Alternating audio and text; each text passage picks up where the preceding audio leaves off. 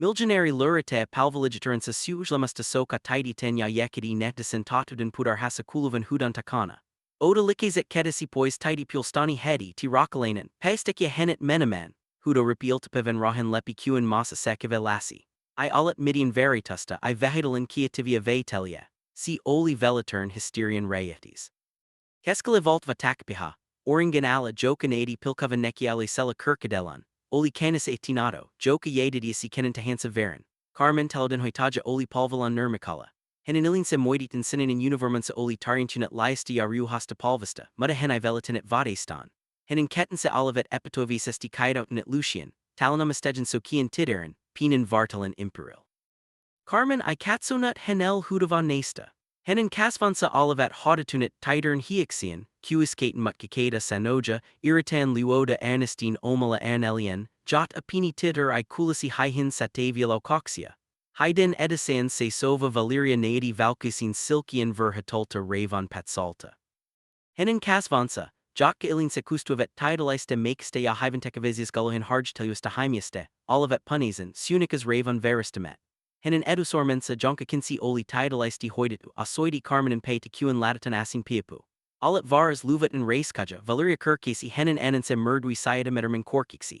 Tyson, etten voisi liuta sinan kaltesisi. Tuskin seitsemän vuoshas Lucia vapasi rajasti.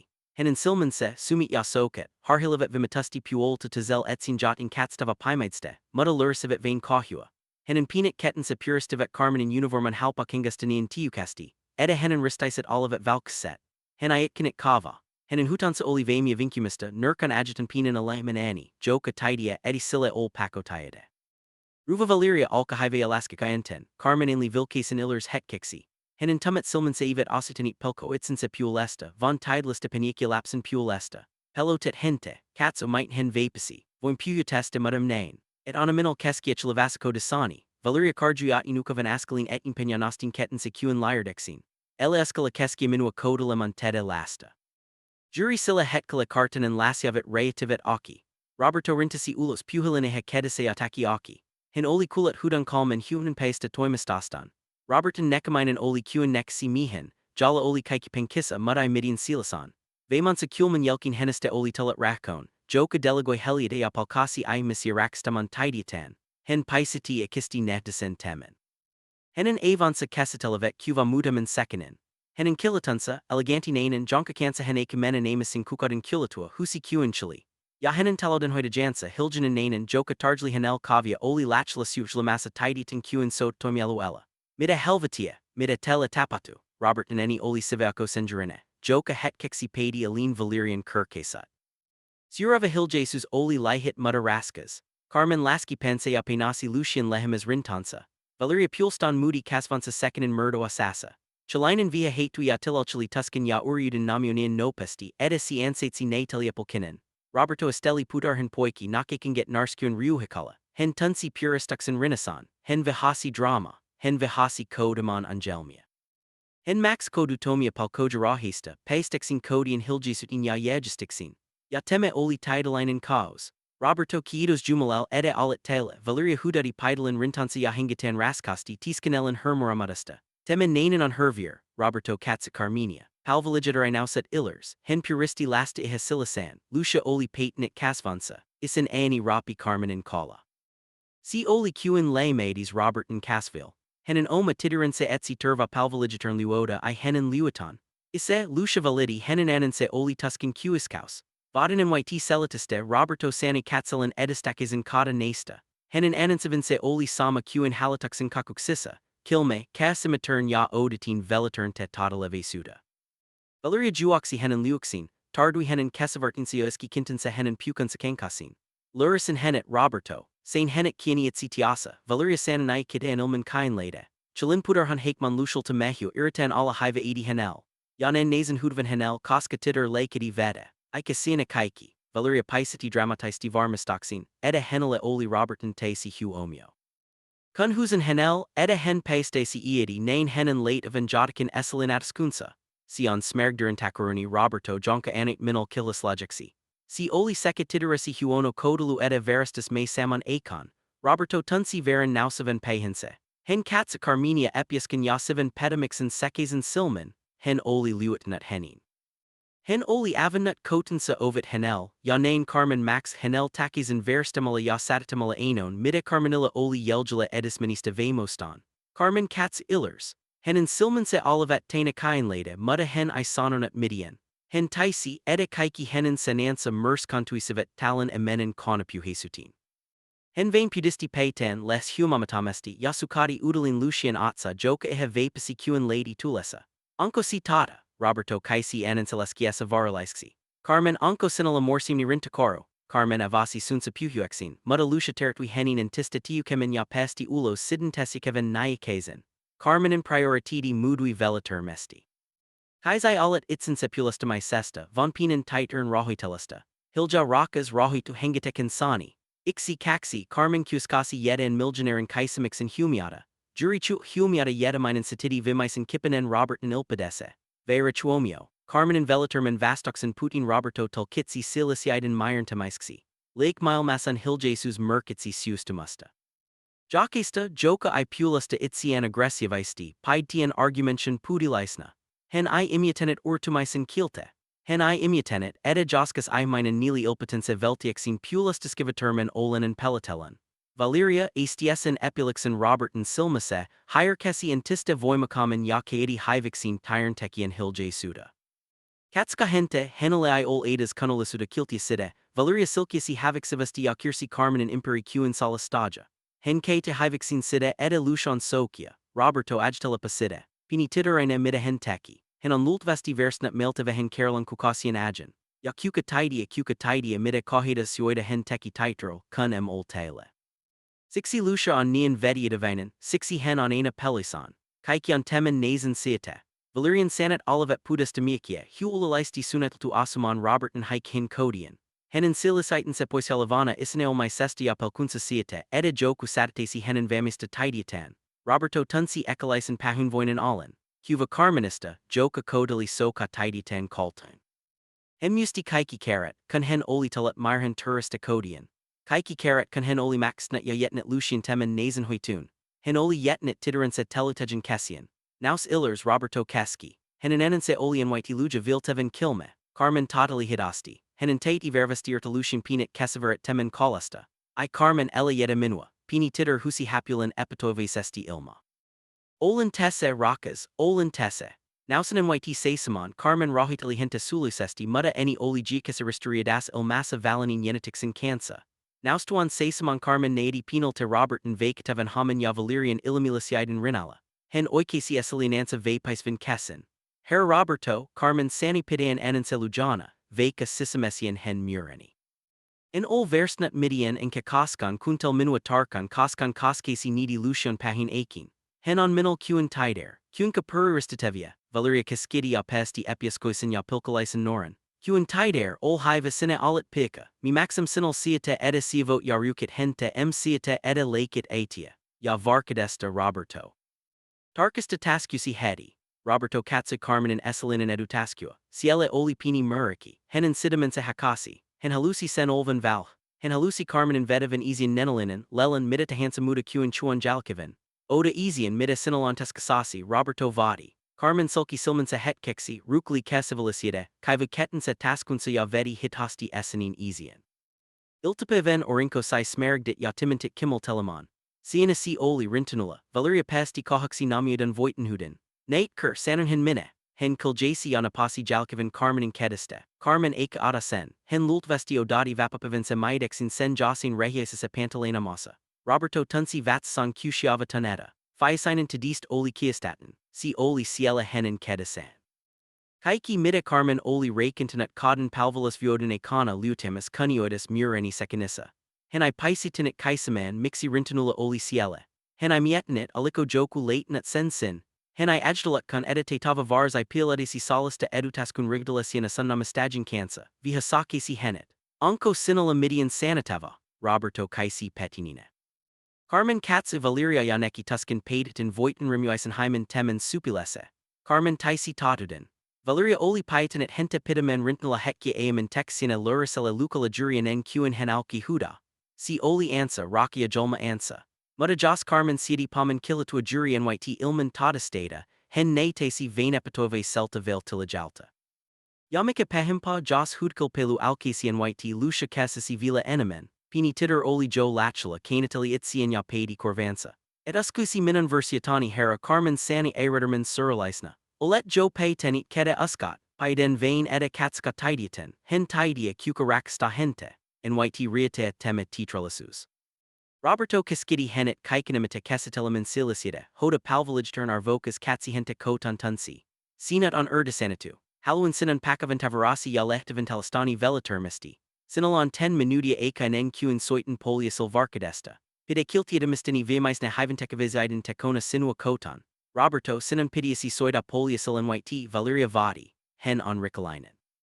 Sanan hen eda hen lehti, Roberto husi menitan maltansa, pois silmasteni. Carmen nyrkesi hidasti, hen nilesi kirkion poltavet avtamudin kainlit, hen kanti lucian pulan joka olia hen nirmakala titametermenelapalaisesta paterksiste mutatite sina vihimilisiidste. Carmen kumarsi vimaisen karen yeden valerian marhenhimoisen katsing humiata. Rokia tiderni, hen kuskasi lehila lucian korva. Minan on lehditeva hetkeksi mutta alit vava. Muista mida harjtelem, alit vava. I Carmen elamin. Lucia husi highlighting kettense illers tarduexin henin mutta Carmen oli jo vediatinit pois. Roberto Katselli kuinka nainen keveli kodi palvelusasenkentia pea pistisen nuririadiksesta huolimata.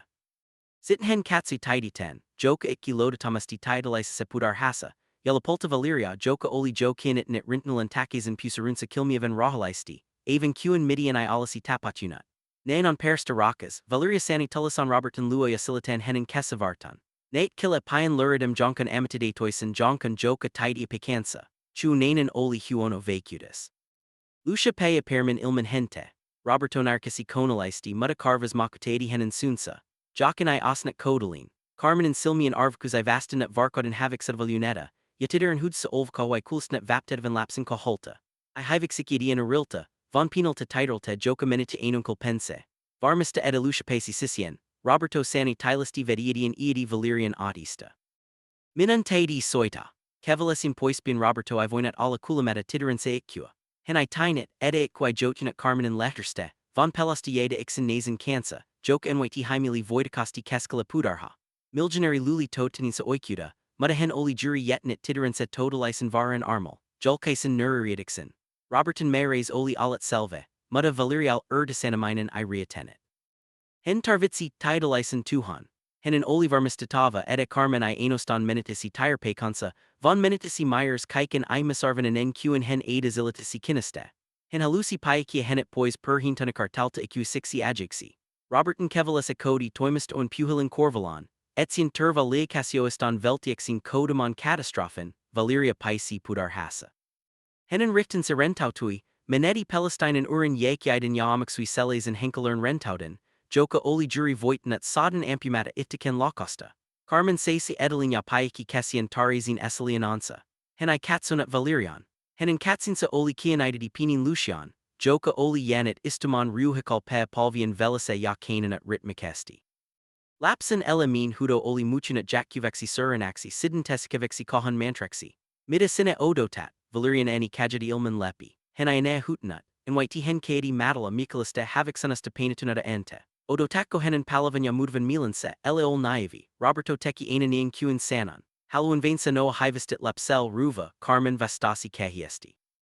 Hen adi askalin kodi Lucia, mutta Valeria stui henen etinsa kissen no pudella.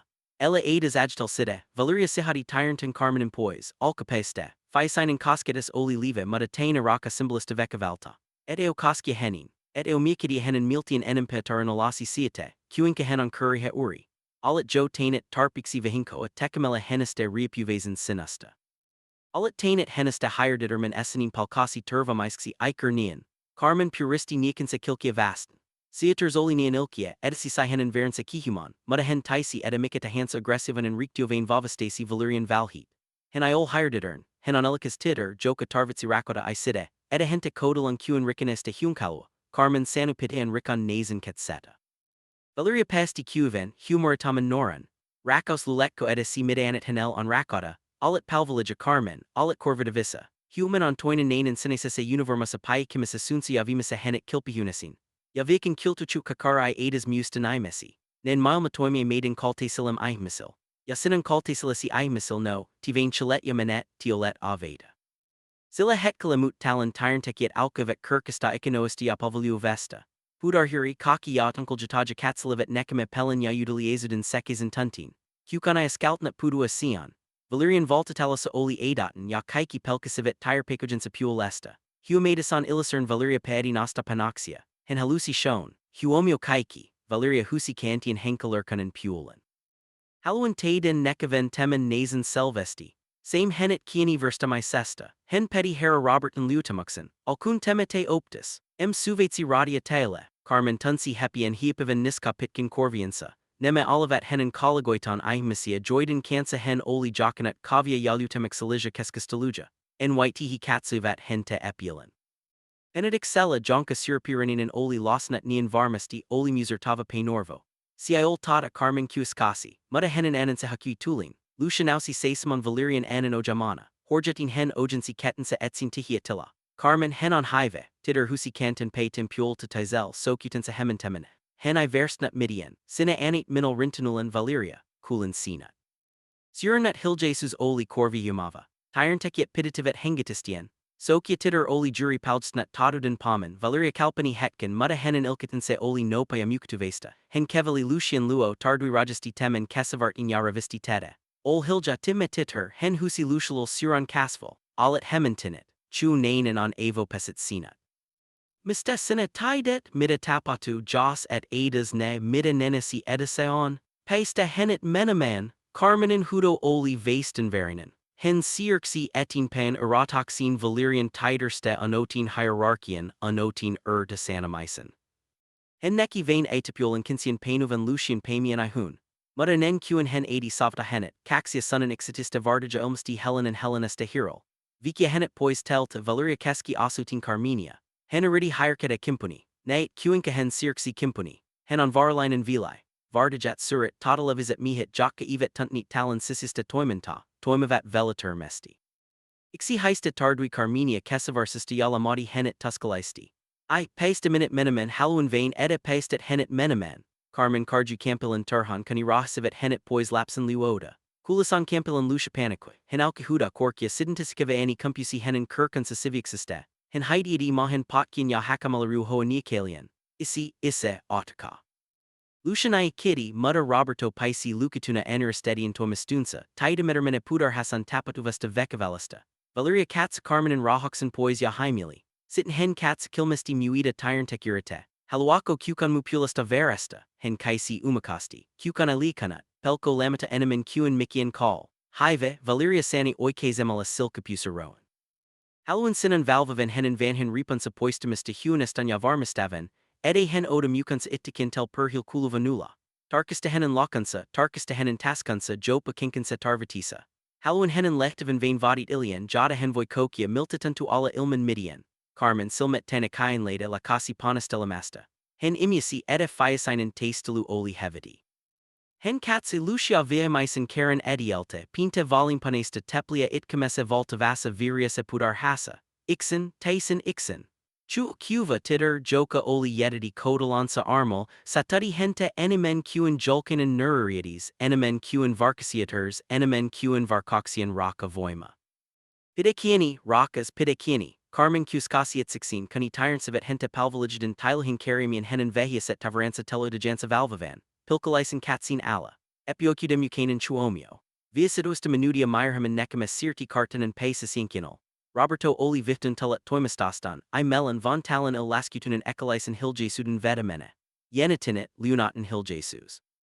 Marmarisis olasa Carmen seisu vanhin, kulinin makalokan virase kedisan muvipasi joka siselsi sin sopametamet tavarat. Henen virisan vardiget auditivet loplista keskia sada henet cattle. Valeria seis pordesi autarkali kaikia ilhilta pain kuen kuningeter telitista katselen.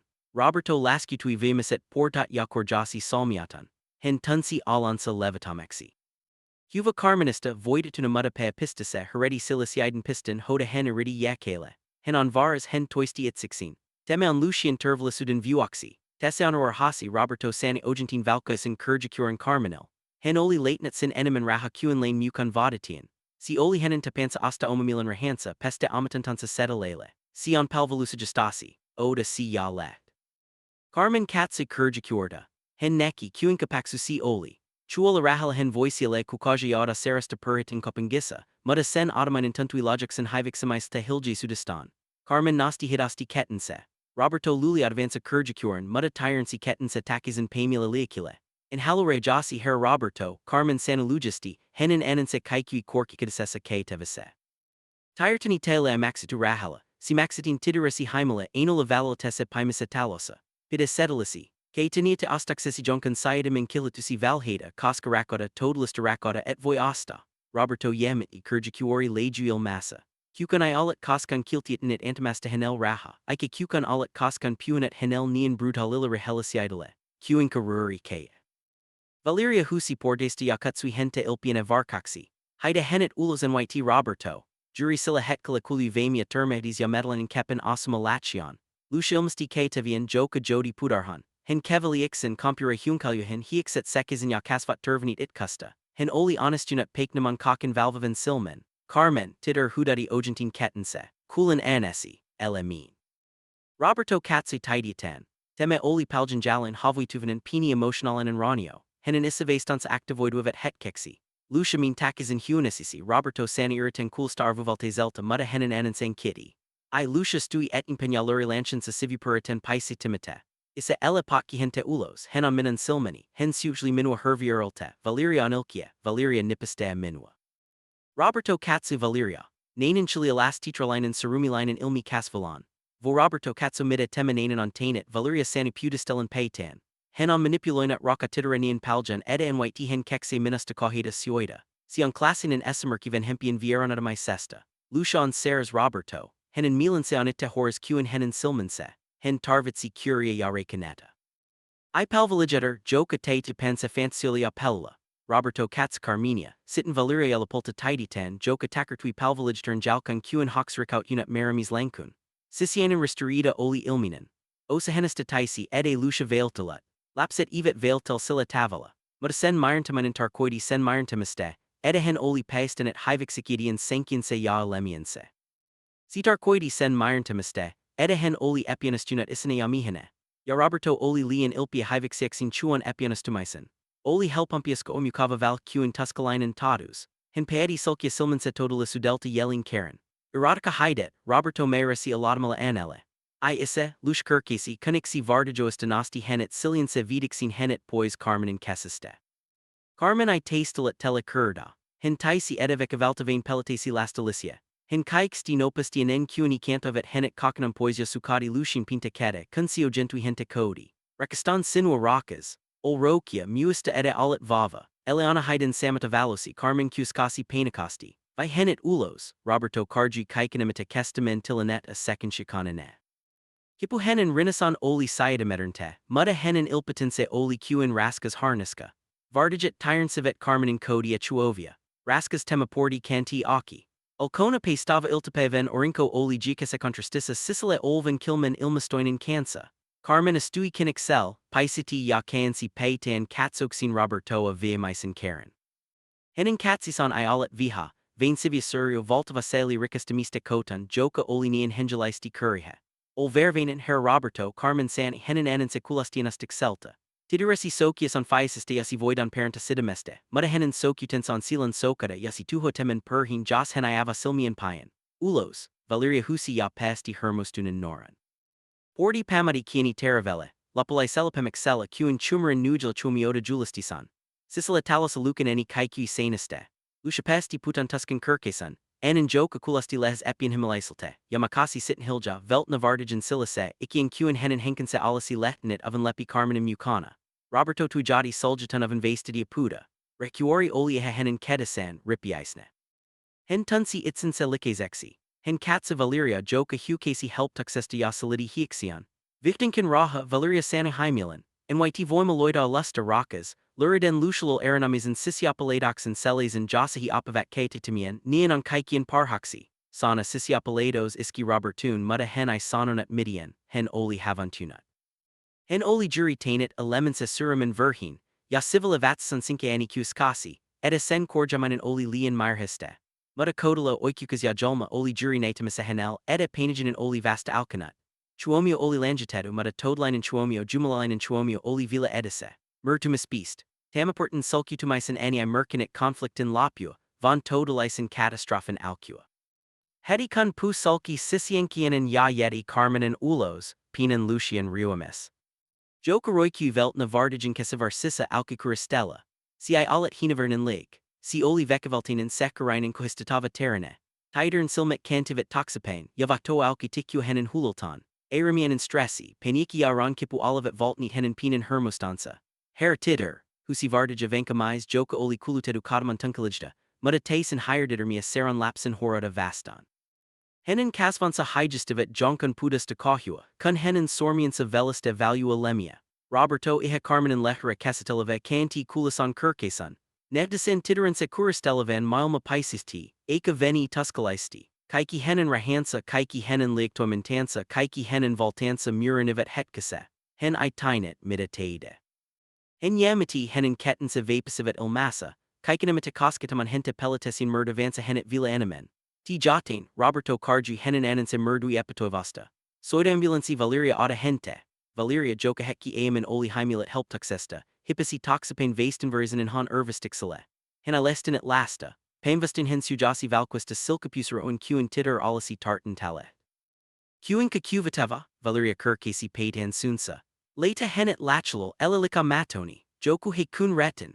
Valerian rictio olinian kilme nian velaiden vestoa edisiaski Roberton amantantun qin vasranisku mutapiniaki iantnat henel eka kesedalicide. Kurmpaler ya pelisan olva vardija iridi laskia lapsin kilmel marmorilichalol. Ele liar gente.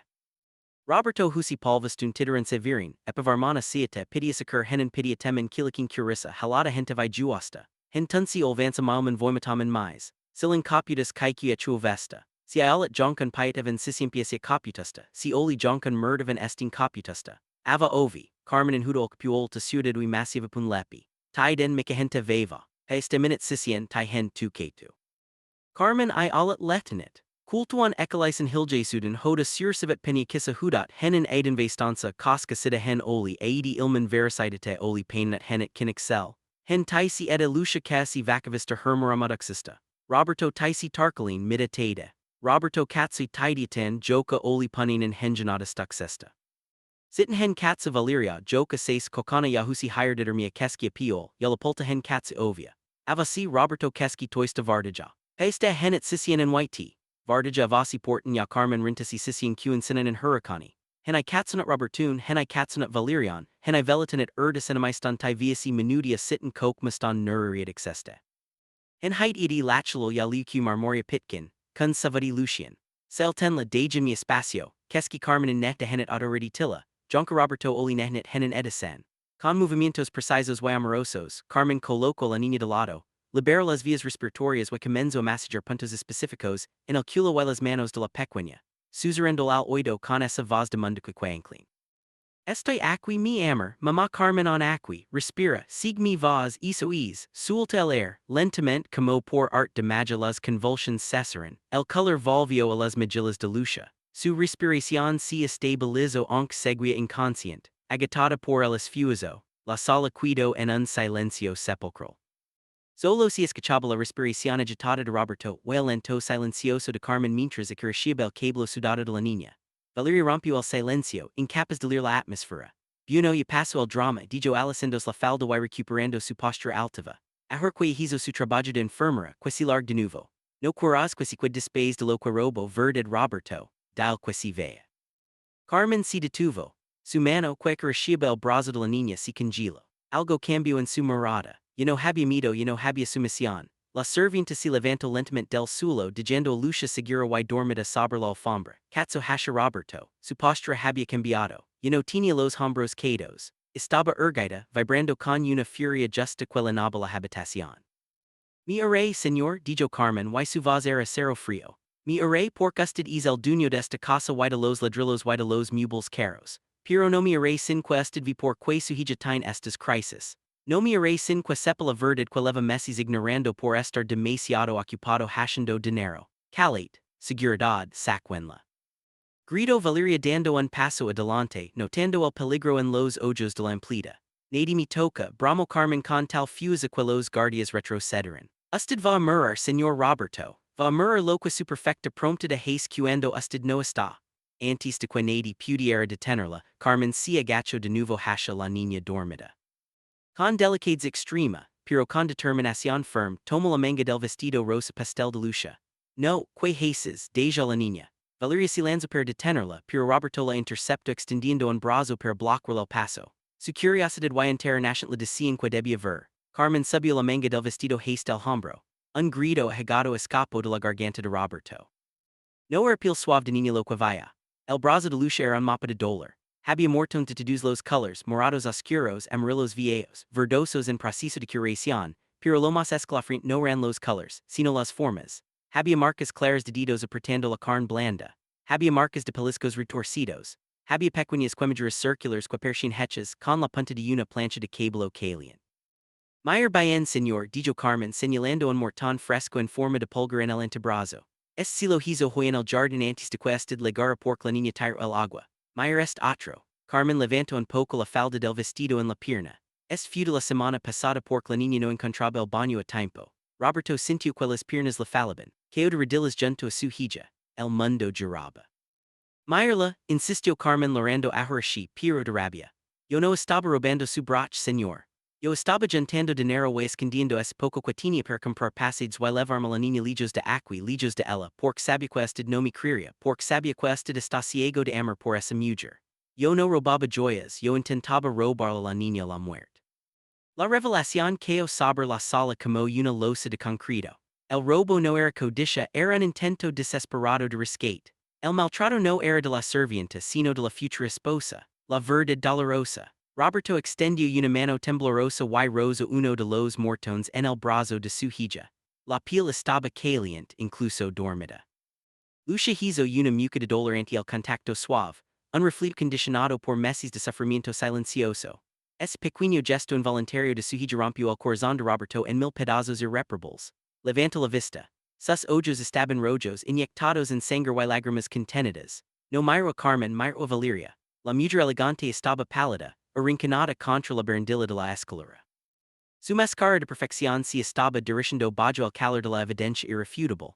Y no había donde esconderse. Las marcas en la piel de la niña eran una acusación escrita con sangre y dolor. Explícamelo, susurró Roberto. Su voz era apenas audible, un gruñido bajo que provenía de un lugar animal y peligroso dentro de él. Explíqueme por qué mi hija tiene tus manos marcadas en su piel. Valeria intentó reír pero salió un sonido histérico agudo y quebrado. Roberto, por favor, no seas ridículo. Tartamudeo moviendo las manos nerviosamente. Ya sabes cómo es Lucia. Es ciega si golpea con todo es torpe si quita la cama si choca con las puertas. Esos mortones son de sus caídas. Esa mujer te está manipulando. Ha pintado a la niña o algo así. Si golpea con los muebles, interrumpió Carmen, su voz cargada de un desprecio infinito. ¿Acaso los muebles tienen huellas dactilares, señora? ¿Acaso las puertas pellizcan la parte interna de los brazos donde nadie si golpea al caer? Carmen tomó el brazo de Lucia y lo giró suavemente para mostrar la parte interna, la piel tierna del bíceps. Ali claras como el día, estaban las marcas de uñas en forma de media luna, cicatrices pequeñas de quien clava las uñas con saña para causar dolor sin dejar marcas visibles a simple vista. Esto no es un accidente, dijo Carmen mirando a Roberto a los ojos. Esto es tortura sistemática diarrea. Cada vez que usted viaja, cada vez que llega tarde. La niña vive en un infierno, señor. Ella no lora porque usted se volora porque se queda solas con el Roberto se puso de pie. La transformación en su rostro fue aterradora. La tristeza dio paso a una claridad brutal. De repente, todas las piezas del rompecabezas encajaron. El comportamiento retraído de Lucia. Su falta de apetito, el miedo a los ruidos fuertes, la insistencia de Valeria en enviarla un internado especializado. No quería educarla, quería deshacerse de la evidencia, quería borrar el problema para disfrutar del dinero sin cargas. De escuela querías como una hija, dijo Roberto avanzando hacia Valeria paso a paso lento como un depredador acorralando a su presa. Valeria retrocedió hasta chocar con la pared. Lo es. Lo intenté, gritó Valeria perdiendo la compostura dejando salir su verdadera naturaleza. Pero es imposible, es una carga Roberto Morala, es una inútil, romptudo en sustituto siempre necesita ayuda. Tu no tienes que lidiar con el todo el día, tu te vas a tu oficina de lujo. Yo solo quetanque aguenter sus babas y sus ojos muertos murendom. El silencio que siguió esas palabras fue ensordecedor. Valeria se tapa la boca con las manos, al darse cuenta de lo que acababa de confesar. En su desesperación había dicho la verdad. Había revelado el odio profundo que sentía por la niña. Roberto se detuvo a medio metro de ella. Podía oler su perfume caro, ese mismo perfume que antes la persian brigador y ajar la revolvía el estómago. Mis ojos muertos repitió Roberto sintiendo un dolor agudo en el pecho. Y si la ves como una cosa rota. Roberto entiende suplicó Valeria intentando tocarlo. Lo hice por nosotros, para que tuviéramos una vida normal. Esa niña nos impide ser felices. Necesita estar en un lugar con gente como ella, lejos de la gente decente. Estaba protegiendo nuestro futuro, gente decente. Roberto soltó una risa amarga que no ligó a sus ojos. La única persona decente en esta casa acaba de ser arrestada, por mis guardias y acusada de ladrona mientras salvaba la vida de mi hija.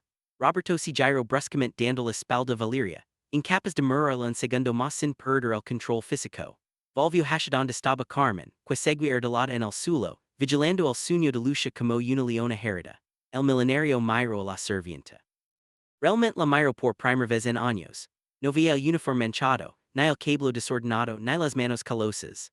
Vaya la dignidad, vaya el amor incondicional que él no había sabido dar. Vaya que esa mujer había puesto su cupo entre los golpes y su hija. Ella había recibido los insultos per que lucha no recibir los pellizcos. Roberto se sintió minúsculo. Se sintió el hombre más pobre del mundo rodado de mármol.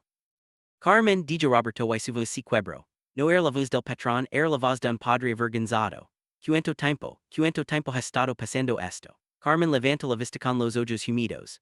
No hubo reproche en su voz, solo una tristeza cansada. Desde que se anunció el compromiso, señor, la niña intentó decírselo muchas veces, pero usted siempre estaba al teléfono o le decía que respetara a su nueva mamá. La niña aprendió que era mejor calor y aguantar que intentar hablar con un muro, así que yo me convertí en su escudo. Si ella quería pegar, tenía que pasar por mí. Por eso Valeria me odia. Por eso inventó lo del robo, porque yo soy lo único que impide que termine de romper a la niña. Roberto cerró los ojos y dos lágrimas pesadas rodaron por sus mejillas. Recordó las veces que lucha entraba su despacho y ella sacaba suavemente diciendo, papá está trabajando. Recordó las veces que lucha decía, no me gusta Valeria. Y él respondía, ya te acostumbrarás. Él había sido cómplice. Su negligencia había sido el arma que Valeria usó. En ese momento, Lucia se removió en el suelo y soltó un gemido débil. Carmen, tengo miedo. Está oscuro, murmuró la niña en medio dormida. No tengas miedo, pajarito. Ya paso, respondió Carmen inmediatamente tomando su mano. Roberto se agachó. Quería tocar a su hija. Quería consolarla, pero sentía que no tenía derecho. Sus manos estaban manchadas por la culpa. Carmen, dijo Roberto mirando fijamente a la mujer humilde. Levantala por favor, levala mi habitación. Es la única conserje de seguridad. Sirate con ella, que nadie entre. Y usted.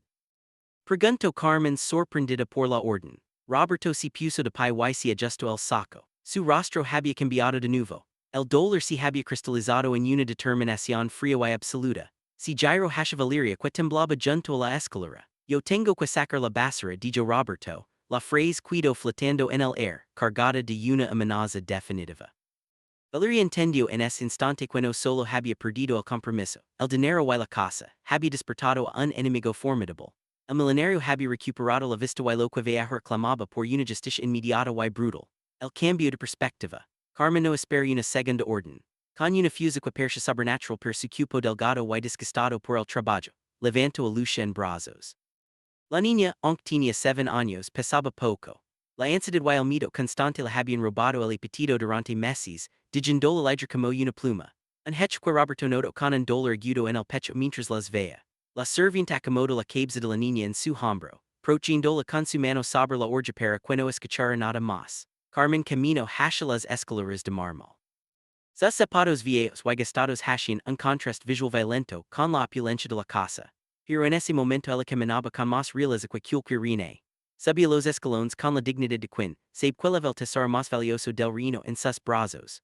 Roberto se quedó inmóvil en el centro del vestibulo, siguiendo con la mirada el ascenso de la mujer a la que había despedido hacia menos de media hora. Observo como Carmen murmuraba cosas suaves al oído de Lucia, como besaba su 100, como su sola presencia percha actuar como un sedante para el sistema nervioso destrozado de su hija. Por primera vez, el velo de oro que cubría los ojos de Roberto cayó por completo. Miró a su alrededor. Via los gerons importados, las pinturas originals en las paredes, las alfombras persas, todo aquello por lo que trabajaba 12 horas al día de repente todo le pareció basura, fría y inútil. Ninguno de esos objetos podía abrazar a lucha cuando tenía pesadillas. Ninguna de esas cuentas bancarias podía secar sus lágrimas. Había construido un castillo de cristal, pero había dejado a su hija viviendo en una prisión de hielo. Roberto, la voz de Valeria rompió su trance. Roberto bajó la mirada desde la escalera hasta la mujer que estaba perda unos metros de él. Valeria se estaba arreglando el cabello frente al espejo del recibidor, intentando recomponer su imagen perfecta. Se limpiaba una mancha imaginaria en su blusa de seda, como si el contacto con la realidad sucia de la enfermedad de lucha la hubiera contaminado. El contraste fue brutal. Roberto miró las manos de Valeria. Manicura Francis impecable, piel suave, adornadas con anillos de diamantes, manos que nunca habían trabajado, manos que solo sabían pedir y señalar, manos que ahora sabían capaces de pellizcar la piel tierna de una niña ciega hasta de jar marcas. Luego recordó las manos de Carmen, rojas por el detergente, con las uñas cortas, asperas. Pero esas manos asperas eran las que sostenían a su hija con una ternura infinita. Esas manos sucias eran las únicas limpias en toda esta casa. Una olada de náuseas lo invadió. Se dio cuenta de que había estado a punto de casarse con un monstruo disfrazado de príncipe mientras trataba como basura al ángel que mantenía su hija con vida. Vas a dejar que suba a tu habitación. Preguntó Valeria, girandos hacia él con una mueca de disgusto, y recuperando su tono habitual de superioridad ahora que el peligro inmediato de la convulsión había pasado. Esa cama es de sabanas de algodón egipcio Roberto. La niña estaba bebiendo y esa mujer huyó la cocina. Van a ruinar el ambiente. Roberto la miró fijamente. No parpadeó. Su cerebro estaba rebobinando cada momento de los últimos 6 meses. Lucia no quiso comer hoy. Es tan caprichosa decía Valeria. Mentira. Lucia tenía miedo de comer porque ella la criticaba. Lucia se quedó por las escaleras. Es tan torpe decía Valeria. Mentira la había empujado. El pensamiento le heló la sangre. Deberíamos enviar la suiza. Hay un internado excelente donde no estorbará. Digo donde aprenderá, insistía Valeria. Todo había sido un plan frío y calculado para aislar a la niña, para eliminarla de la ecuación. Y él, Roberto, el gran hombre de negocios, el tiburón financiero, había sido el idiota útil. Había sido el cómplice silencioso de la tortura de su propia hija.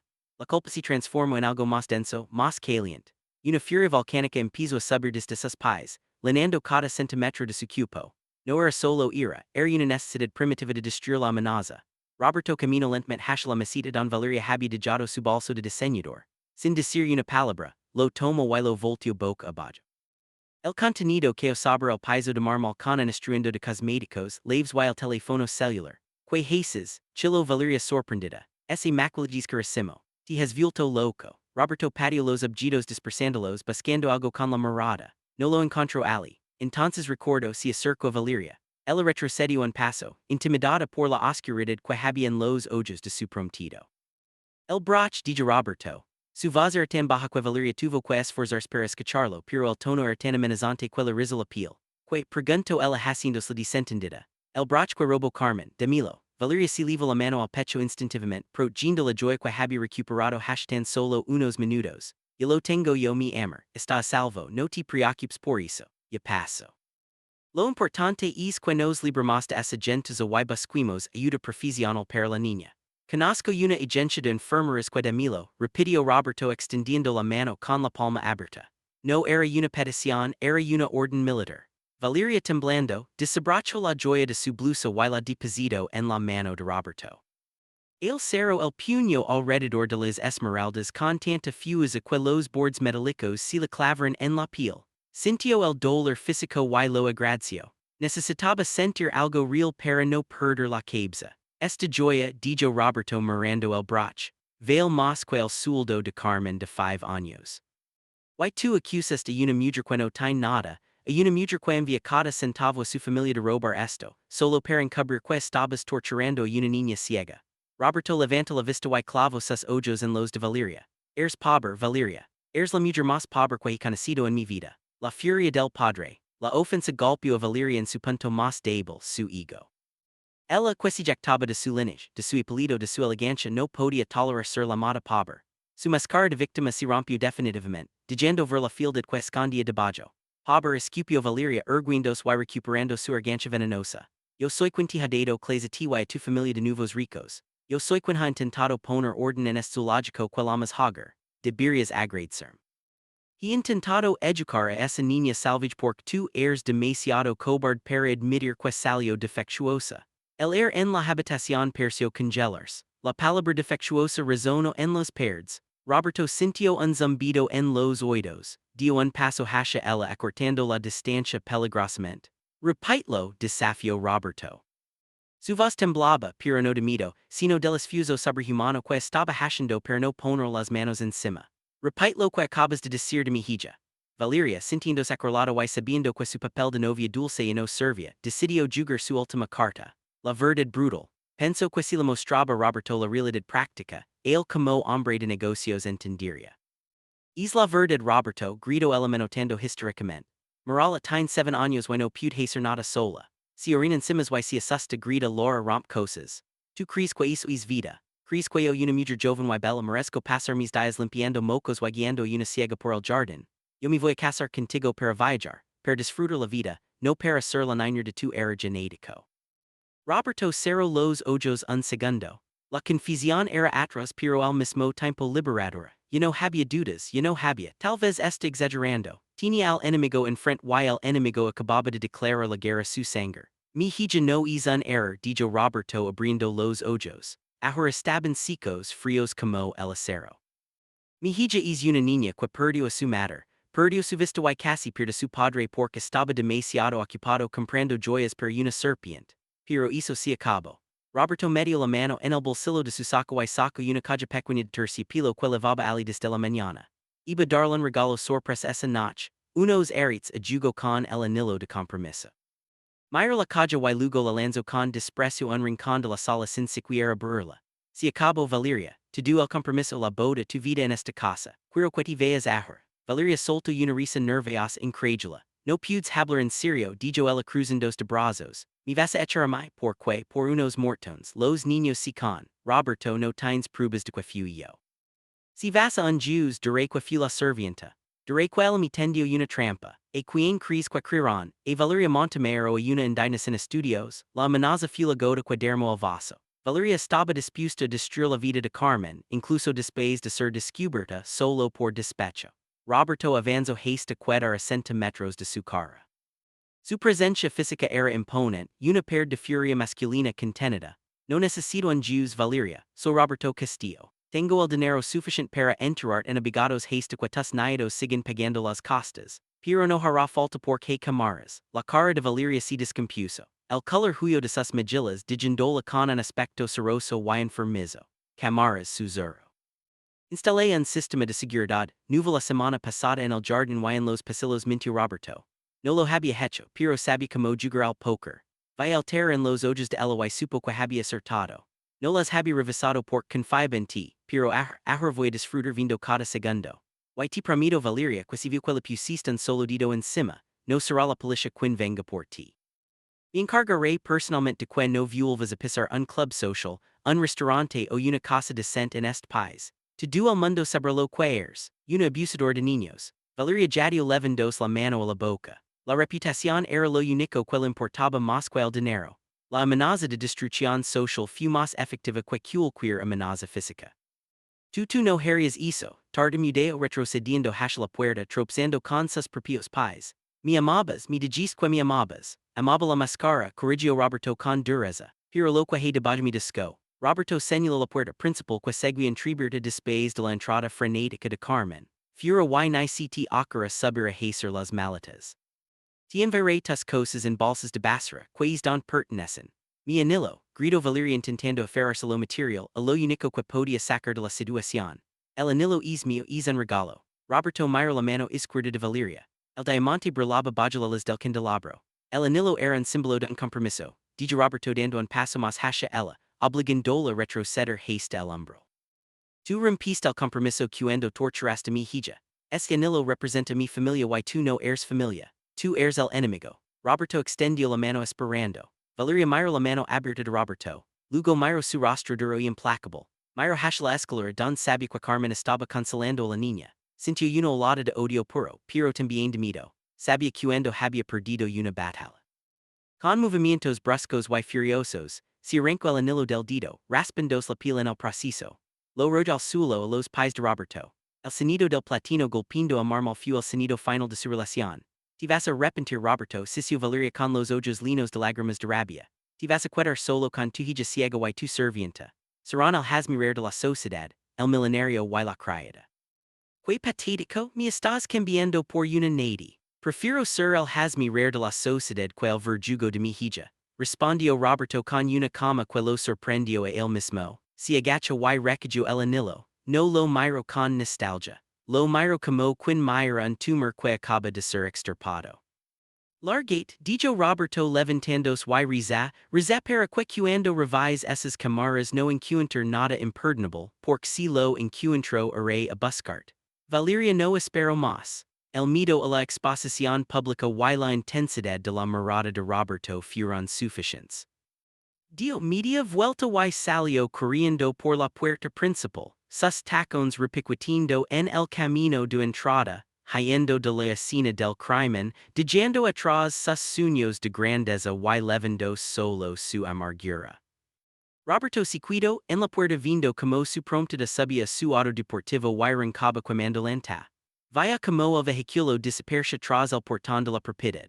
El silencio volvió a la casa, pero esta vez no era un silencio pesado ni oscuro, era el silencio limpio que queda después de una tormenta violenta. Roberto cerró la puerta principal, pasó el cerrojo, respiró hondo llenando sus pulmones de air por primera vez en meses. Sentia el cupo megalado como si hubiera peleado una batalla física real. Si aflotó la corbata, tiró el saco al suelo y se giró hacia las escaleras. Arriba en su habitación estaba lo único que importaba. Su redención no estaba en el dinero ni en el estatus. Su redención estaba arriba, asestada y herida, esperando un padre que por fin había decidido aparecer. Roberto empezó a subir los escalones. Cada paso era una promesa. Iba a arreglar esto. Iba a curar las heridas, las de la piel y las del alma, y sabía exactamente quién lo ayudaría a hacerlo. No eran los médicos ni los psicólogos caros. Era la mujer de las manos asperas y el uniforme azul. El largo camino a casa, el silencio que siguió la partida de Valeria no fue vacío, fue un espillo. Al quedar solo en el vestibulo, Roberto sintió el peso aplastante de la casa sobre sus hombros. Esas paredes altas, diseñadas para impresionar a socios y amigos del club, ahora parecían muros de una fortaleza solitaria. Miro hacia arriba, hacia la barandilla de la segunda planta. El camino hacia la habitación principal nunca la había parecido tan largo ni tan empinado. Roberto comenzó a subir. Sus piernas, acostumbradas a correr maratones corporativos y jugar tenis los fines de semana la pesaban como si levara plomo en los zapatos. Cada escalón era un juicio. Escalón 1. Recordó el primer cumpleaños de Lucia después de la muerte de su madre. Él había comprado una muñeca gigante pero no estuvo para verla burla. Tenía una reunión. Escalón 2. Recordó cuando Lucia perdió la vista tras el accidente. Él pagó a los mejores especialistas de Europa pero no sostuvo su mano durante las curaciones. Valeria le dijo que era mejor no malcreerla. Escalón 3. Recordó el día que contrató a Carmen. Ni siquiera la entrevistó. Él mismo fue su secretaria. Solo asegurate de que se limpia y barata, había dicho. Al llegar al descansillo de la planta alta, Roberto se detuvo para recuperar el aliento. No era fatiga física, era el agotamiento espiritual de un hombre que se da cuenta de que ha estado corriendo en la dirección equivocada durante años. Camino por el pasillo. La puerta de su habitación estaba cerrada. Desde adentro no se escuchaban lentos histéricos, sino un murmullo suave rítmico, una canción de cuna, una canción vieja de pueblo que nada tenía que ver con la música clásica que Valeria insistía en poner en la casa para culturizar el ambiente. Roberto apoyó la mano en el pomo de la puerta, pero no la giró de inmediato. Tuvo miedo, un miedo paralizante. Cuando negociaba fusions millonarias sin pestañear, temblaba ante la idea de enfrentar a la mujer que había despedido y la hija que había abandonado emocionalmente. Si sentia un intruso, un extraño que necesitaba permiso para entrar en el santuario que ellos habían construido. Giró el pomo lentamente y empujó la puerta. La escena que encontró lo desarmó. La habitación estaba en penumbra, iluminada solo por la luz dorada del atardecer que se filtraba por las cortinas entreabiertas. Lucia estaba acostada en el centro de la inmensa cama matrimonial, esa cama donde Roberto dormía solo y frío. Pero ahora la cama parecía cálida. Carmen estaba sentada al bord no en una silla distante, sino en el colchón con el cupo curvado sobre la niña, acariciando la frente con una constancia hipnótica. Al escuchar la puerta Carmen se tensó. Su instinto de serviente se activó. No debes estar sentada en la cama del patrón. Hizo el ademán de levantarse rápidamente de bajar la cabeza, de volver a su lugar invisible. Hiro Lucia, sintiendo el movimiento, soltó un cuello de pánico y aferró la mano de Carmen con ambas manos. No te vayas, suplicó la niña. Carmen se congeló medio camino atrapada entre el deber impuesto y el amor elegido. Miro Roberto con ojos grandes esperando el regaño, esperando la orden de salir, esperando el final. No te levantes, dijo Roberto. Su voz salió ronca y reconocible. Herspeo y lo intento de nuevo, más suave. Por favor, Carmen, no te levantes, cuidate aje. Carmen lo miró con desconfianza. Había visto la furia de Roberto abajo. Había visto como equa su promptida. Pero años de servidumbre le habían enseñado que los ricos son volubles. Un momento te defienden por su orgullo está herido y al siguiente te recuiden que eres inferior.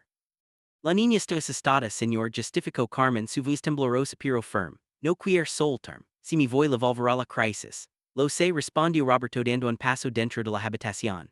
Cerró la puerta detrás de él, dejando el mundo exterior, el mundo de Valeria y las mentiras definitivamente fuera. Avanzó hacia la cama. Lucia se tensó al escuchar los pasos pesados sobre la alfombra. Giró su rostro ciego hacia el sonido, sus ojos blancos buscando una señal de peligro. Papá, preguntó Lucia con un hilo de voz lino de miedo. No pregunto, papá, ¿estás bien? Preguntó papá como quien pregunta si el verdugo ha regresado. Ese tono de miedo rompió lo último que quedaba de la armadura de Roberto. Sí, Lucia, soy yo, dijo él deteniéndose a los pies de la cama. Vaya a su hija. Realmente la vaya. Vaya lo pequeño que se ve en esa cama enorme. Vaya como su cupo buscaba instintivamente el calor de Carmen. Vaya los mortones en sus brazos. Bajo las tenu marcas moradas que gritaban una historia de terror que había ocurrido bajo su propio techo, financiada con su propio dinero. Roberto miró a Carmen. La servente y no bajaba la mirada lo sostenía. Había un desafío silencioso en sus ojos oscuros, una pregunta muda. ¿Y ahora que, señor millonario? Ahora que sabe la verdad que va a hacer con ella se fue Lucia, dijo Roberto sintiendo que debía decirlo en voz alta per que fuera real. Valeria se fue per siempre. Lucia dejó de respirar un segundo. Volverá mañana, preguntó la niña escéptica. Valeria siempre volvía. Valeria siempre encontraba la forma de entrar. No, aseguró Roberto con una vehemencia oscura. Nunca más cambiaré las cerraduras. Pondré guardias. Nadie que te haga daño volverá a entrar a esta casa, te lo juro. Lucia soltó el aire que contenía y su cupicito se relajó un poco contra el colchón, pero no extendió los brazos hacia su padre. Se apretó más contra Carmen. Ese rechazo silencioso fue el castigo más doloroso que Roberto podría haber recibido. Su hija no confiaba en él y tenía razón. Roberto sintió que las piernas le fallaban de nuevo. La culpa era una carga física insoportable. No podía mirar a Carmen desde arriba. No tenía derecho a mirarlas desde su altura de señor de la casa. Esa jerarquía era falsa. En esa habitación, la única que tenía autoridad moral era la mujer con el uniforme manchado, el arrepentimiento. Lentamente, Roberto hizo algo que jamás había hecho en su vida adulta. Ni siquiera en la iglesia, ni siquiera ante la tumba de su esposa. Dobló las rodillas, se dejó caer sobre la alfombra gruesa al lado de la cama, ignorando el dolor del impacto, ignorando que sus pantalones de sastre italiano se estiraban y se arrugaban contra el suelo. Cuidó a la altura de los ojos de Lucia, a la altura de las manos de Carmen. Se hizo pequeño, se hizo humano. Carmen abrió los ojos con sorpresa. Nunca en sus años de servicio en múltiples casas ricas había visto un patrón heredalar ante una empleada. Señor Roberto Levantes, por favor. No es necesario, murmuró Carmen, incomoda por la ruptura del protocolo social. No, la interrumpió Roberto con la voz quebrada por un sueño que no pudo contener. No me pidas que me levante, Carmen. Es el único lugar donde merezco estar. Roberto bajó la cabeza. Las lágrimas comenzaron a caer sobre sus manos entrelazadas, manchando sus puños de camisa de seda. Loro en silencio al principio y luego con espasmos dolorosos que sacudían sus hombros anchos. Loro la vergüenza de haber sido ciego teniendo ojos perfectos. Loro el tiempo perdido. Loro por el dolor que había permitido. Lucia escuchó el llanto. El sonido del llanto de un hombre adulto es aterrador para un niño, pero también es revelador. La niña soltó una mano de Carmen y tanteó al borde de la cama buscando el origen del sonido. ¿Papá está llorando? Preguntó Lucia confundida. Valeria le había dicho que los hombres poderosos no lloran, que su papá era de piedra. Carmen miró al hombre destrozado en el suelo y luego a la niña. Su corazón, que era inmensamente noble, no guardó rencor. Intendio que el arrepentimiento de Roberto era genuino. Si mi amor tu papá está triste, dijo Carmen suavemente. A veces los grandes también se equivocan y necesitan llorar para limpiarse por dentro. Roberto levanta la vista. Tenía los ojos rojos y hinchados. Mira Carmen, no vaya a la servienta. Vaya a la madre que su hija necesitaba. Perdoname dijo Roberto. No se dirigió a Lucia primero sino a Carmen. Sabía que para alegrar a su hija primero tenía que validar a su protectora. Perdoname Carmen. Te humilé, te acusé, te traté como a una delincuente cuando eras la única lila en esta casa de mentiras. Carmen sostuvo su mirada. Podría haber aprovechado el momento para reprochar per decirle si lo dije para exigir un aumento. Pero Carmen no funcionaba así. No tengo que pedir perdón a mi señor dijo ella con dignidad. Yo soy adulta, yo aguanto. Yo sé quién soy y Dios sabe lo que hago. Pero ella Carmen acarició el cabello de Lucia. Ella es una niña. Ella esperaba que su hija la salvara y su hija estaba demasiado ocupado mirando el reloj. Las palabras fueron cachillos, pero Roberto los aceptó. Eran verdad, tienes razón, susurró Roberto. Si giró un poco sobre sus rodillas per quedar frente a la cara de Lucia. Tenía miedo de tocarla. Tenía miedo de que si la tocaba ella retrocediera como lo había hecho con Valeria. Lucia empezó y su voz tembló. Prinza. Lucia giró la cabeza hacia su voz. Su expresión era una mezcla de curiosidad y cautela. Papá, ¿por qué Valeria me pegaba? Preguntó la niña con esa honestidad brutal de los inocentes. Yo soy mala, soy un estorbo, como ella decía. Roberto sintió que el corazón se le disparaba. Tomo era intentando estabilizar su voz. No mi amor no por Dios no dijo Roberto acercando su mano temblorosa para rozar la mejilla de su hija. Lucia no se apartó pero se quedó quieta tensa. Tú eres lo mejor que me ha pasado en la vida. Tú eres perfecta. El malo fui yo fui el estorbo porque no supe ver lo mala que era ella. Ella te pegaba porque ella está enferma del alma porque tiene el corazón podrido. No, tú nunca tú. Roberto tomó la manita de Lucia, esa mano pequeña y frágil y se la llevó a sus labios. La besó con devoción moviéndola con sus lágrimas. Te prometo Lucia te juro por la memoria de tu mamá que nadie volverá a hacer daño. Nunca más voy a dejar que te sientas sola, voy a estar aquí, voy a aprender, no sé cómo ser el papá que necesitas todavía, si me olvido, pero voy a aprender. Lucia sintió las lágrimas de su padre en su piel. Sintió el temblor de sus manos y por primera vez en mucho tiempo sintió verdad. Los niños ciegos desarrollan un radar especial para la mentira. Escuchan los cambios de tono, sienten la tensión muscular. Y en ese momento, Lucia solo sintió un hombre arrepentido que la amaba desesperadamente. Lentamente, la niña sacó su otra mano del agar de Carmen y tanteó el air haste encontrar la cabeza de Roberto. Sus dedos pequeños se enredaron en el cabello de su padre. No lors papá dijo Lucia. Carmen dice que cuando uno lor se lavan los ojos y puede ver mejor. Roberto soltó una risa agada entre el lento. Miró a Carmen a través de sus lágrimas. La mujer estaba sonriendo levemente, una sonrisa triste pero llena de esperanza. Carmen dice la verdad dijo Roberto mirando a la sirvienta con profunda gratitud. Carmen siempre ha dicho la verdad.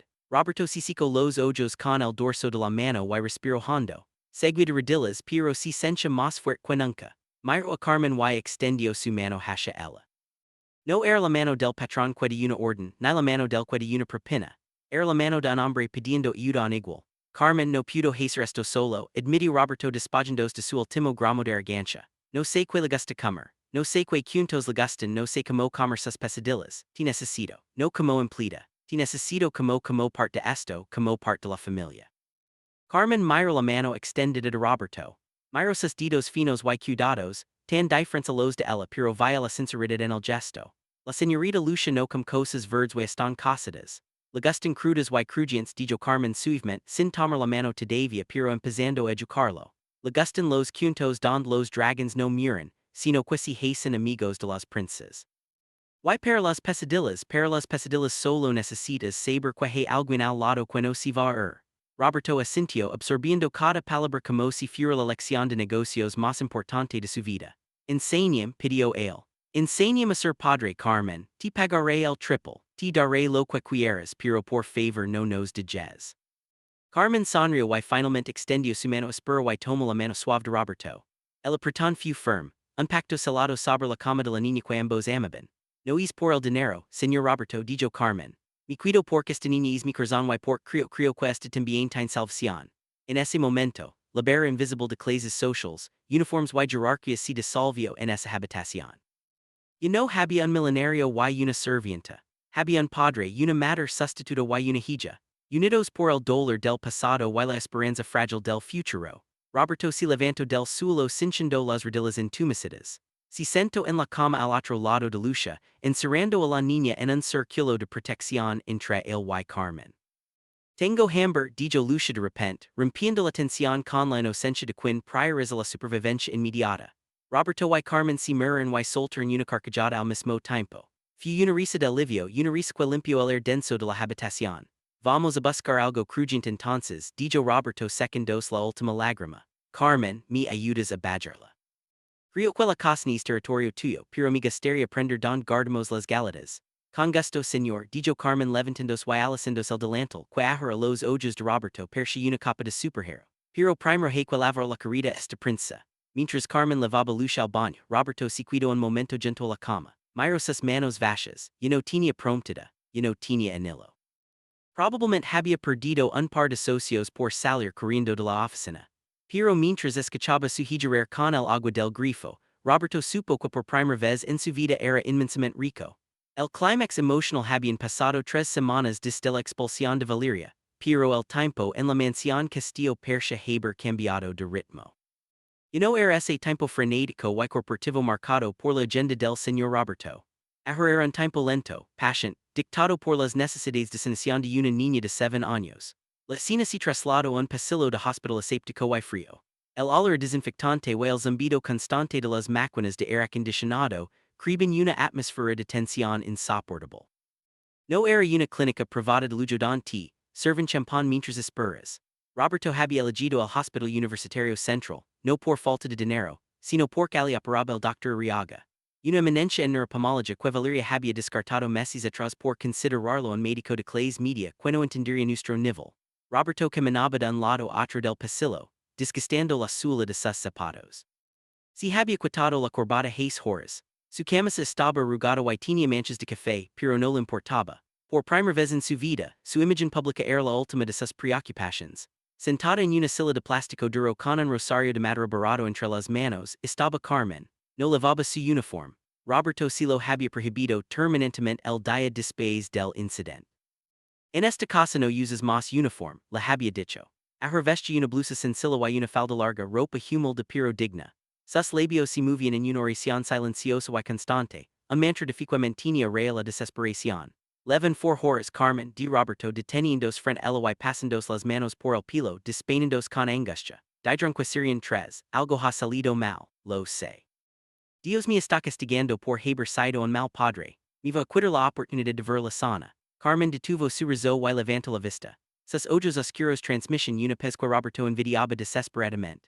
No lema la desgracia, señor Roberto, dijo ella con voz suave pero firme. Los tiempos de Dios no son los de su reloj suizo. La niña es fuerte, ha sobrevivido al desamor y a la oscuridad.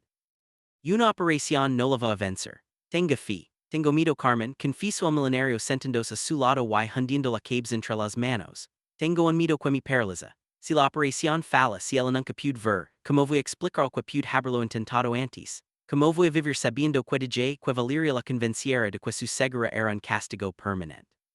Si la operación falla, usted seguirá siendo su padre, respondió Carmen poniendo su mano calosa sobre la mano temblorosa de Roberto y ella lo sabrá. Ella sentirá su amor. La vista es un regalo, señor, pero el amor es el sustento. Lucia prefiere un padre ciego que la ama a un padre con vista perfecta que la ignora. Usted ya le ha dado el milagro más grande, volvió por ella. Antes de que Roberto pudiera responder, las puertas dobles del quirófano se abrieron con un soplido neumático. El doctor Arriaga salió quitándose la mascarilla quirúrgica. Tenía ojeras profundas y el rostro serio. Roberto saltó de la silla como si tuviera un resort. Carmen se puso de pie lentamente, apretando el rosario contra su pecho. Dr. Roberto ni siquiera pudo formular la pregunta. La palabra se le atragantó en la garganta seca. El médico suspiró y miró a ambos. No hizo distinción entre el millonario y el ex serviente. Vaya dos padres preocupados. Ha sido complicado, admitió el Dr. Arriaga. El daño en los nervios no fue solo por el accidente original. El estrés crónico y bueno, el trauma emocional que la niña ha sufrido había creado una presión intraocular psicosomática más severa. El cuerpo de Lucia estaba rechazando la vista porque eso iba ver con dolor. Roberto sintió una punzada de culpa tan aguda que tuvo que apoyarse en la pared para no caer. Su hija no quería ver porque lo que veía era un mundo hostil. Entonces, pregunto Carmen dando un paso adelante con la voz línea de esperanza. Hemos logrado descomprimir el nervio, dijo el médico y una leve sonrisa cansada apareció en su rostro. La cirugía anatómicamente ha sido un éxito, pero el pero cuido colgando en el como una guillotina.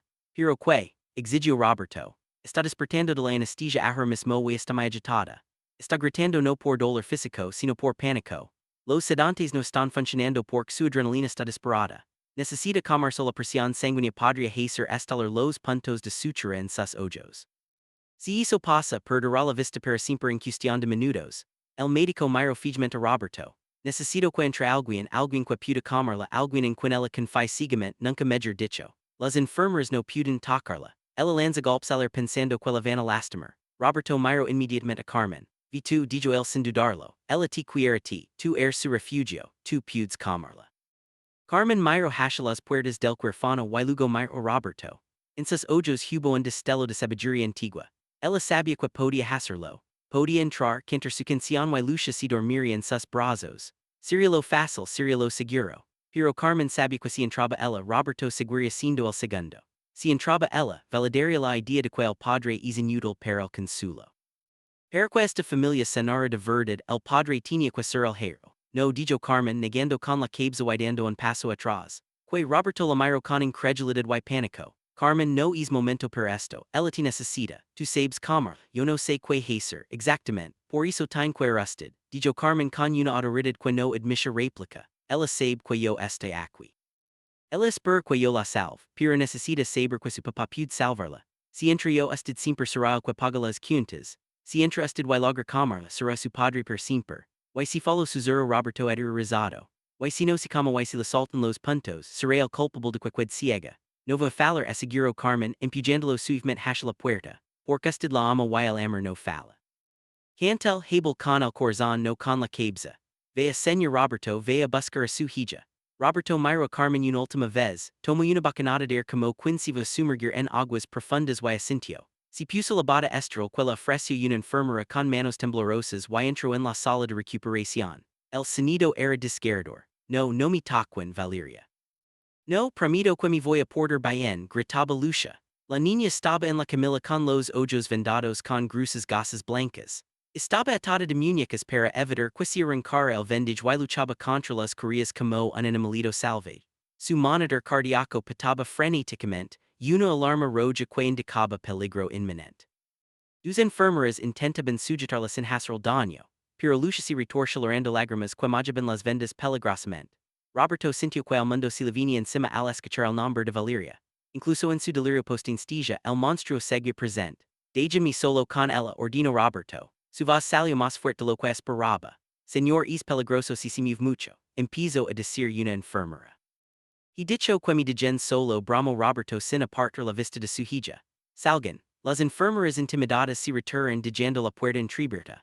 Roberto se acercó a la camilla. Lucia sentiu la presencia de alguien y se encogió esperando el golpe. No me pegues, gimió la niña. Roberto se trajo el nudo en su garganta. Se inclinó sobre ella pero no la tocó. Recordó lo que Carmen le había enseñado. Primer la voz, luego el tacto. Lucia empezó a cantar Roberto. Su voz era desafinada, grave, nada parecida a la dulce voz de soprano de Carmen. Cantaba la canción de cuna que había escuchado a través de la puerta durante semanas. Dime, mi niña, pedazo de sol, que los ángeles te cuiden y aquí estoy yo. Lucia se quedó paralizada. Dejó de luchar contra las correas, giró la cabeza hacia el sonido. Papá, preguntó dando. Si mi vida soy papá. Roberto siguió hablando, bajando el tono hasta convertirlo en un susurro hipnótico. No está Valeria. Valeria se fue, los monstruos se fueron. Estás en el hospital, el doctor te arregló los agitos, mi duel tengo miedo. Está todo oscuro, se oso Lucia pero su ritmo cardíaco empezó a bajar. Lo sé, mi amor, lo sé, pero no estás solo en la oscuridad. Está aquí. Roberto posó su mano grande y cálida sobre la frente de la niña. Esta vez Lucia no se encogió. Al contrario, empujó su cabeza hacia la mano de su padre buscando el contacto. Papá está aquí y no me voy a ir a ninguna reunión. No voy a contestar el teléfono. Me voy a quedar aquí perdo hasta que tú me digas. Y Carmen. Preguntó la niña, su voz volviéndose pastosa por el efecto de la anestesia, que ahora se empezaba a hacer efecto al bajar la adrenalina. Carmen estaba furiorizando por nosotros. Ella me dijo que entrara, me dijo que yo tenía que cuidar hoy. Cantame otra vez la parte de los ángeles, susurró Lucia, su respiración volviéndose lenta y rítmica. Roberto, el hombre que había cerrado tratos de millones de dólares ante juntas directivas hostiles, sintió que este era el momento más importante de su existencia. Siguió cantando, acariciando el pelo de su hija, mientras el monitor cardíaco pasaba de la alarma roja al ritmo verde y constante de la paz. Desde la ventanilla de la puerta, Carmen observaba la escena. Y una lágrima solitaria rodó por su mejilla. No era de tristeza, sino de misión cumplida. Vaya como el padre besaba la frente vendada de la hija y como la niña se rendía al sueño confiada, segura. Carmen sonrió. Se persignó y se sentó de nuevo en el pasillo. Su trabajo de puente había terminado. Ahora comenzaba el verdadero trabajo de familia. La promesa. 4 días después, la mansión Castillo estaba sumida en una penumbra artificial. Todas las cortinas estaban cerradas por orden del médico. Era el día de quitar las vendas. El ambiente en la sala principal era eléctrico. No había invitados, no había prensa, no había fiestas. Solo estaban los essentials: Roberto, Carmen, el doctor Arriaga y al fondo el personal de servicio que tras la partida de Valeria, while la nueva actitud de Roberto había cambiado radicalmente su comportamiento, mostrando ahora un respeto genuino y temeroso hacia la niña que antes ignoraban. Lucia estaba sentada en un salón grande terciopelo. Levaba sus gafas de sol oscuras preparadas en su regazo. Roberto estaba lado frente a ella sosteniendo sus manos. Carmen estaba de pie justo detrás del salón, con una mano en el hombro de la niña, su ancla física de siempre. ¿Estás lista, Lucia? Preguntó el doctor Arriaga preparando las tijeras quirúrgicas para cortar la gasa. Tengo miedo, papá, confesó Lucia. Apretando las manos de Roberto. Pase lo que pase, Lucia nada cambia, dijo Roberto mirando intensamente, aunque ella no pudiera verlo on. Si ves será merveloso y si no ves también será merveloso porque nos tenemos a nosotros. No necesito que ves per amar, te amo completo tal como eres. Esas palabras fueron la ley final. Durante años, Lucia había sentido que su segura era una fala, algo que la hacía menos. Escuchar a su padre decir que la amaba con su segura le quitó el peso del rendimiento. Estoy lista. Dijo la niña con valencia. El doctor procedió. El sonido de las tijeras cortando la gasa pareció amplificarse en el silencio de la sala. Vuelta tras vuelta la venda blanca fugiendo al suelo como la piel muerta de una serpiente. Mantén los ojos cerrados, instruyó el médico. Ahora abrilos muy despacio. La luz la vio molestar. Lucia apretó los párpados. Estaba temblando. Abre los ojos, mi amor. Este aquí, susurró Roberto.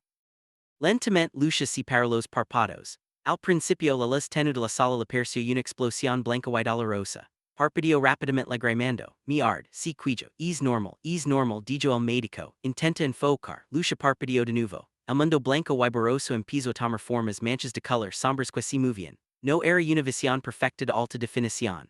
Era un mundo acuerla. Difuso y nebuloso, pero había algo. Y no era la negrura absoluta. Miro hacia delante. Había una mancha oscura frente a ella y una mancha con forma de persona. Lucia estiró la mano dudosa. Roberto se quedó inmóvil conteniendo la respiración con lágrimas corriendo por su cara. La mano de la niña tocó la cara de su padre. Sus dedos recorren la nariz, los pañuelos mojados, la barba incipiente. Papá, preguntó ella. She respondió Roberto con la voz estrangulada. Te vio, susurró Lucia. La frase fue interrompuda. Te vio borroso. Pareces una nube con barba, pero te vio. Roberto soltó un soy de alegre puro y abrazó a su hija con cuidado, enterrando la cara en su culo. Carmen, detrás del salón se tapó la boca para ahogar un grito de emoción. El personal de servicio al fondo empezó a aplaudir suavemente, algunos llorando abiertamente. Vio colors, dijo Lucia, separándose de su padre y mirando alrededor. Vio algo azul arriba, señaló a Carmen. Es Carmen, dijo Roberto rindo entre lágrimas, siempre vestida de azul aunque dicho que no hace falta. Lucia se giró en el salón y miró la mancha azul que era su segunda madre. Carmen, eres bonita, dijo la niña extendiendo los brazos hacia ella. Carmen se ardiló junto al salón, uniéndose al abrazo. Era la imagen de la victoria. La medicina había hecho su parte, pero el amor había sostenido al paciente. Después de aquella emoción inicial se como el doctor Arriaga confirmó, que la recuperación visual sería progresiva y requeriría mucha terapia, pero que el pronóstico era excelente. Roberto se puso de pie, se secó las lágrimas y adoptó una postura de autoridad, pero esta vez era una autoridad benévola. Hizo una señal personal de servicio para que se acercaran. Cocinera, jardinero, chower y las dos nuvas dinchelas que habían reemplazado a las que eran espías de Valeria. Todos forman un semicírculo. Quiero hacer un anuncio, dijo Roberto con voz clara y potente, y quiero que quede absolutamente claro para todos los presentes y futuros empleados de esta casa. Roberto caminó hacia Carmen y le tomó la mano, obligándola a ponerse de pie a su lado en el centro de la sala, no detrás, no un lado sino en el centro. Carmen no trabajo para mí, declaró Roberto. Un murmullo de confusión recorrió al personal. Carmen miró Roberto con pánico. La iba a despedir a que la niña estaba bien. Señor, empezó a decir Carmen. Carmen no trabaja para mí, repitió Roberto sonriendo. Carmen trabaja conmigo. A partir de hoy Carmen es la gobernante de la casa y la tutora legal designada de lucha en caso de que yo falte. Ella tiene autoridad absoluta sobre el funcionamiento de este hogar. Si ella dice que es de dia aunque si medianoche. Entendido, el personal asintió vigorosamente. El mensaje era claro. Faltarlo respeto a Carmen era faltarlo respeto al dueño. Roberto si giro hasha Carmen y saco un saber de su bolsillo. No era un saber de despido eran papels legals. He credo un fideicomiso para lucha explicó Roberto bajando la voz per que solo Carmen y la niña lo escucharon. Y he puesto una cláusula. Tu eres la administradora conjunta. He asegurado tu futuro Carmen, no como pago sino como justicia. Nunca más tendrás que preocupar por dinero, ni tu familia en el pueblo. Te has ganado tu lugar en esta mesa no por sangre sino por lealtad. Carmen miró los papels y luego Roberto, no sabía qué decir. Toda su vida había sido servir agachar la cabeza a ser invisible. Y ahora este hombre le estaba dando un lugar de honor. Yo solo quiero cuidar a la niña señor dijo ella humildemente. Y hizo harás. Lo harás como la señora de la casa no como la servienta. Dijo Roberto, luego con un brillo picaro en los ojos añadió y por favor esa ropa vieja. Mañana iremos de compras, los tres, Lucia necesita gafas nuevas. Y tú necesitas vestidos que estén a la altura de tu alma. Lucia que escuchaba tu con una sonrisa radiante, tanto haste encontrar la mano de su padre y la mano de Carmen. Las unió en su regazo. Ahora somos un equipo sentenció la niña.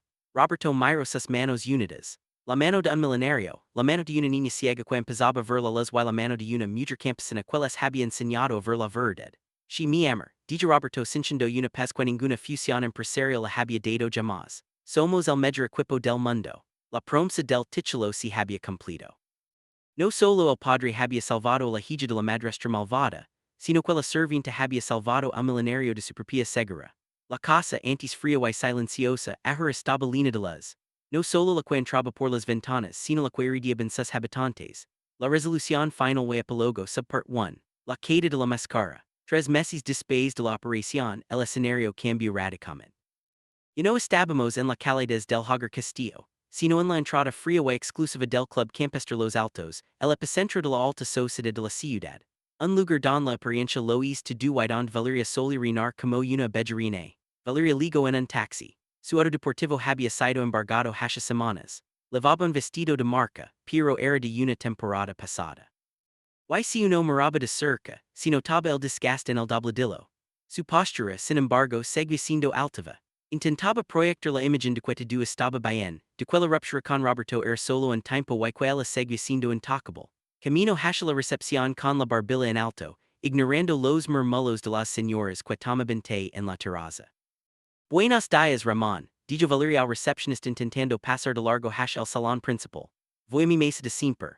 El recepcionista, un hombre mayor que siempre la había saludado con una reverencia, esta vez no se movió. Se interpuso en su camino con una expresión de incomodidad profesional. Lo siento, señorita Valeria. No pude pasar. Valeria se detuvo en seco con una sonrisa congelada que no legaba sus ojos. Perdón, creo que no te escuché bien. Soy socia honoraria. Mi prometido el señor Castillo es el dueño de la acción corporativa más grande este club. El señor Castillo no es su prometido. Una voz grave resonó ella. Valeria se giró. Roberto estaba allí pero no iba vestido de tenis o ropa casual de club. Levaba un traje impecable oscuro de corte severo. No estaba allí para socializar, estaba allí para ejecutar una sentencia. Su lado, para sorpresa de todos los presentes, no había una nueva modelo ni una heredera. Estaba el abogado principal de su firma con un maletín de cuero grueso. Roberto Valeria intentó suavizar su rostro buscando esa vulnerabilidad que solía manipular. Mi amor, que bueno que te vio. Todo esto ha sido un malentendido horrible. He estado lamendote, pero creo que tu secretaria tiene mal mi número. Roberto la miró con una indiferencia que dolía más que el odio. Mi secretaria tiene órdenes estrictas de bloquear cualquier contacto contigo y Ramón tiene órdenes de revocar tu acceso. La acción del club estaba mi nombre, Valeria. Y como ya no eres la futura señor Castillo ya no tienes entrada. Valeria miró su alrededor. Los señores del té habían dejado de disimular y ahora miraban abiertamente, susurrando entre ellas. La humiliación pública, su mayor miedo se estaba materializando. No pudes hacerme esto sitio Valeria bajando la voz acercándose a él. Me vas a destruir socialmente. Sabes loque duran la verdad, respondió Roberto con calma, duranque intentest abusar de una niña discapacitada que fuiste expulsada por ello, eso es mentira. No tines pruebas grito ella perdiendo la compostura. Roberto hizo un gesto a su abogado. El hombre abrió el maletín y sacó un sobre grueso sellado con el logo del tribunal. Pruebas. Roberto tomó el sobre y se lo tendió. Aquí tienes la notificación de la demanda. Incluye el testimonio médico del Dr. Arriaga sobre las lesiones crónicas de Lucia. El testimonio jurado de tres empleados que despediste injustamente y que ahora han vuelto a trabajar para mí y el report de tus gastos. Resulta que el dinero para la caridad que te daba iba a parar a tus cuentas personales en el extranjero. Eso se llama fraud. Valeria y es cárcel. Valeria Palidio. Sus manos temblaron al intentar agarrar el sobre, pero este se le respaló y quedó al suelo cuidando los pies de Roberto. Roberto, por favor, suplicó quien de rodillas, no por arrepentimiento sino por desesperación. No tengo nada. Mis tarjetas están canceladas. Me van a quitar el apartamento. Si me demandas mi huns, ten piedad. Fuimos perja. Roberto la miró desde arriba. Recuerdo el momento en que él se ardillo ante Carmen y Lucia. Aquello fue un acto de amor y humildad. Esto ver Valeria ardilada por dinero era un acto de patetismo. La piedad, dijo Roberto friamente, te la estoy dando al no meterte en una celda hoy mismo. Tienes 24 horas para salir de la ciudad. Si te vuelvo a ver cerca de mi hija, de Carmen o de mi casa, la demanda por fraud se convertirá en una demanda penal por intento de lesiones graves a menor. Y cream, tengo los recursos para asegurarme de que pases el resto de tu juventud tras las rayas. Roberto se dio la vuelta dando la espalda definitivamente. Roberto no puedes dejarme, gritó Valeria lorando lágrimas de rimmer. Roberto se detuvo en segundo y giró la cabeza. Tienes razón, no debería dejarse, debería agradecer. Valeria levantó la vista confundida y esperanzada. Gracias a tu crueldad, dijo Roberto, aprendí a valorar la bondad. Gracias a tu avaricia descubrí quién era la verdadera reina de mi casa. Adiós, Valeria. Que encuentres un alma porque la belleza se te está acabando. Roberto salió del club caminando con paso firme. Detrás de él, Valeria se quedó sola en el suelo, rodada de murmullos y miradas de desprecio, sosteniendo un saber legal que era la lápida de su vida superficial. La justicia divina había legado no con un rayo, sino con la firma de un padre que no tenía miedo. Su part 2 el jardín de la verdad. La escena cambió al jardín de la mansión. El mismo lugar donde comenzó la pesadilla ahora era irreconocible. Donde antes había 6 milimétrico y estuas frías que no se podían tocar, ahora había vida. Había un columpio colgado de la rama del roble centenario. Había juguetes dispersos y, sobre todo, había flores no flores de concurso, sino flores silvestres coloridas y desordenadas. Lucia estaba sentada en la hierba. Y no llevaba gafas oscuras, sino unas gafas graduadas con montura rosa brillante. Su visión no era perfecta. Seguía viendo al mundo un poco borroso, como una pintura impresionista, pero veía los colores y eso era suficiente. Carmen estaba a su lado con las manos llenas de tierra enseñando a trasplantar unas petunias. Saint la raíz mi niña, decía Carmen guiando las manos de Lucia. Tienes que tratarla con cariño per que en la tierra nueva. Si la aprietas mucho, si asusta y no crece, igual que las personas. Roberto observaba la escena desde la terraza con una taza de café en la mano. Y no llevaba traje, vestía unos pantalones de lino y una camisa remangada. Si veía más joven, más vivo. Dejó la taza y camino hacia ellas, sentándose directamente en el pasto sin importar las manchas. Necesitan ayuda las jardineras más guapas del mundo, preguntó Roberto. Lucia levantó la cabeza y sonrió. Sus ojos, antes perdidos, ahora buscaban y encontraban el rostro de su padre. Papá Carmen dice que estas flores se llaman alegrías, dijo Lucia entusiasmada. Dice que si las cuidamos bien nunca se ponen tristes. Carmen sabe mucho de alegrías, respondió Roberto mirando la mujer que había salvado su familia. Ella trajo la alegría a esta casa cuando solo había silencio. Carmen se sonrojó y se limpió las manos en un trapo. Solo hago lo que hacer, señor, dijo ella con su humildad característica.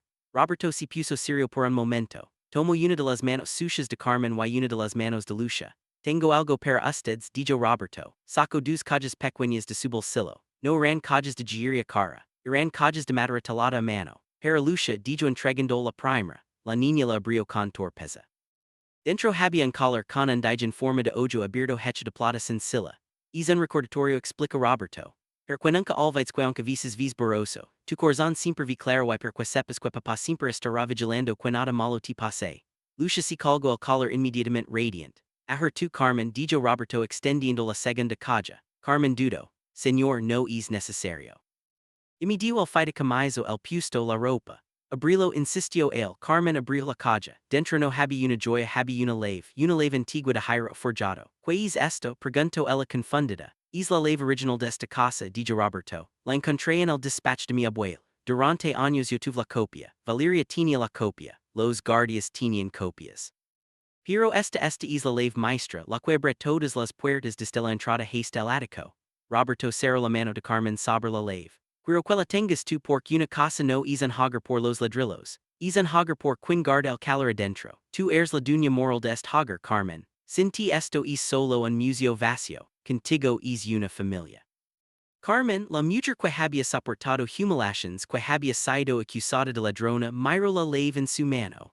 Loro pero esta vez no eran lágrimas de dolor ni de impotencia, eran lágrimas de pertenencia. Prometo cuidarlos, dijo ella con la voz quebrada. Prometo que esta lave nunca abrirá la puerta al mal. Lucia silanzo sobre ellos, abrazándolos a los dos manchándolos de tierra, creyendo una amalgama de risas y lágrimas bajo el sol del atardecer. Su part 3 Epilogo, un año después, la pantalla se funda negro y aparece un texto. Un año después, la imagen se abra en un salón de fiestas lleno de globos y niños corriendo. Es el cumpleaños número 8 de Lucia. Pero no es una fiesta estirada de sociedad, es una fiesta real. Hey piñatas, hey pastel de chocolate casero hecho por Carmen por supuesto y hey música alegre. Vimos a Lucia corriendo, she corriendo. Leva sus gafas rosas pero sin con seguridad. Esquiva un niño atrapa un globo si que pero en lugar de quedarse en el suelo aterrorizada esperando ayuda se levanta sola si sacude las rodillas y sigue riendo. Es una niña libre. En una mesa lateral, Roberto está sirviendo refrescos a los padres de los amigos de Lucia. Si la vi relajado bromando, un hombre se le acerca, es un antiguo socio de negocios. Roberto te vio cambiado, dice el socio, te has alejado mucho del círculo empresarial. Dicen que rechazas la fusión con los japoneses para de vacations a Disney con tu hija la gobernanta. No te temido perder estatus, Roberto sonri. Meyer hashadond esta Lucia suplendo las vilas del pastel con Carmen a su lado, sosteniendo la bandeja y cantando más fuerte que nadie. Tatis, pregunta Roberto como si la palabra fuera un idioma extranjero.